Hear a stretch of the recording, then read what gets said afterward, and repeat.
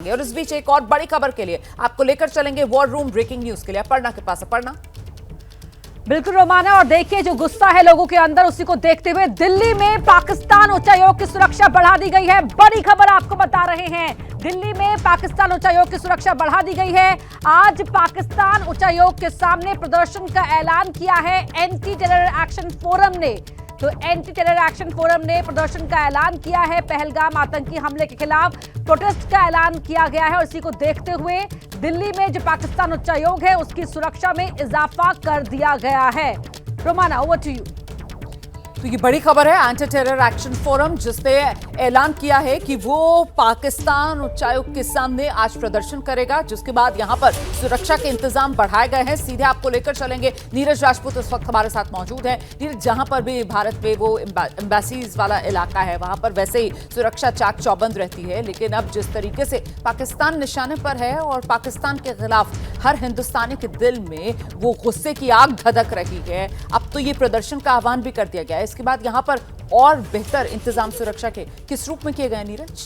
बिल्कुल रोमाना, आपने बिल्कुल ठीक कहा। ये डिप्लोमेटिक एनक्लेव में है पाकिस्तानी जो उच्चायोग है, जो हाई कमीशन है चाणक्यपुरी में, बहुत ही सुरक्षित ये एरिया माना जाता है डिप्लोमेटिक एनक्लेव। यहाँ पर पुलिस की हर एक एम्बेसी के बाहर पुलिस की गाड़ियाँ खड़ी रहती हैं, उनकी अपनी खुद की सिक्योरिटी है। लेकिन क्योंकि देश में गुस्सा है, हालांकि भारत एक जिम्मेदार देश है और हम लोग नहीं चाहते कि डिप्लोमेट्स को किसी तरह का कोई नुकसान पहुँचाया, चाहे भले ही उनके जो मिलिट्री अटैचे हैं या नेवी अटैचे हैं जिनके वो भारत ने पर्सोना नॉन ग्रेटा डिक्लेयर कर दिया है, यानी कि अवांछित व्यक्ति घोषित किया है भारत ने उनके मिलिट्री अटैचे को, क्योंकि यहाँ भारत में रहकर, यहाँ डिप्लोमेटिक एनक्लेव में रहकर वो भारत विरोधी गतिविधियों में शामिल थे। इस सब के बावजूद भी अगर हमारे देश के लोग वहाँ जाते हैं, प्रदर्शन करते हैं, कहीं उग्र ना हो जाए, उसके लिए ही ये सुरक्षा व्यवस्था जो है बढ़ाई गई है, ताकि आप प्रदर्शन करें डेमोक्रेटिकली तरीके से, आप विरोध कर सकते हैं, लेकिन आप किसी भी तरह का हिंसा या उग्र प्रदर्शन ना करें जिससे कि उनके डिप्लोमेट्स या उनकी हाई कमीशन को किसी भी तरह का कोई नुकसान हो। उसके लिए तैयारियां की गई हैं।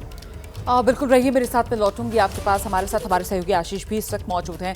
आशीष, भारत जो है वो अपने तरीके से पाकिस्तान को आतंकवाद की जो नीति है उस पर सबक सिखाने के लिए प्रतिबद्ध और उसी दिशा में अपने कदम आगे बढ़ाता हुआ, जिसके तहत हमने देखा कल सीसीएस की बैठक होती है, 5 बड़े फैसले लिए जाते हैं। उसके बाद देश में कहीं ना कहीं ये उम्मीद भी और ये मांग भी जोर पकड़ती हुई कि साहब इससे आगे बढ़कर सर्जिकल स्ट्राइक भी जरूरी है, पाकिस्तान को एक सही सबक जो है वो सिखाना होगा। लेकिन इस सब के बीच जो देश में नाराजगी और गुस्सा फूट रहा है और पाकिस्तान उच्चायोग के सामने आज जो प्रदर्शन की तैयारी है उसके मद्देनजर सुरक्षा के भी इंतजाम। आशीष जी हाँ, देखिए डिप्लोमेटिकली तो ये ज़रूरी है कि जब इतनी नाराज़गी, इतना गुस्सा है और लोग इस तरह से सड़कों पर उतर करके अपना रोष व्यक्त कर रहे हैं कि इतना बड़ा आतंकी हमला हुआ है और इसमें सीधे तौर पर रोमाना पाकिस्तान का हाथ है। कल मैं और आप डिस्कस कर रहे थे इस बात को कि किस तरह से भारत सरकार के पास कॉन्क्रीट प्रूफ है कि इसमें पाकिस्तानी सेना इन्वॉल्व थी, किस तरह से वहाँ से स्पॉन्सर्ड तरीके से इस हमले को करवाया गया है। आप ठीक कह रही हैं कि भारत ने जिस तरह के कड़े कदम उठाए हैं डिप्लोमेटिकली, वो अपने आप में संदेश देने के लिए बहुत है